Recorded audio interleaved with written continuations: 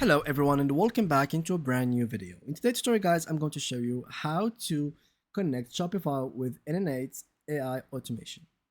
Connecting Shopify to N8 requires creating a custom app in your Shopify admin to generate secure O authentication to API credentials.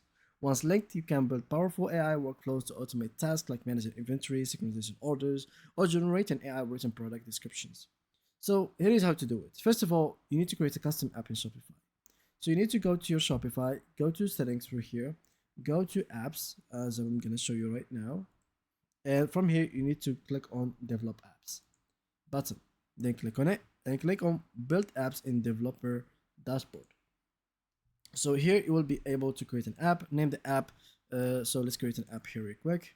Let's name it here N8n and then click on create. Now, once you did that, you will need to actually set an API scopes and redirect URLs. So here we have the URLs, app URL. So in your new app, go to configuration tab and click configure. Under admin API integration, as you can see here, you will find many things.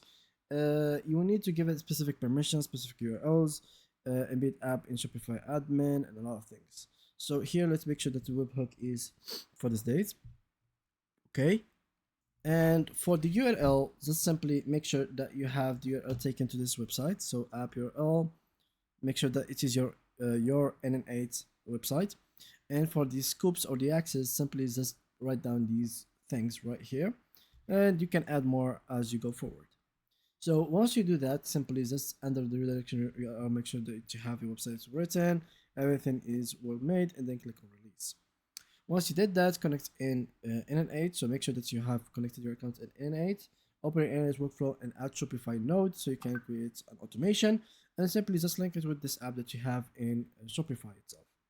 And once you do all of this, you have your connection made. So thank you guys a lot for watching, and see you guys in the next upcoming video.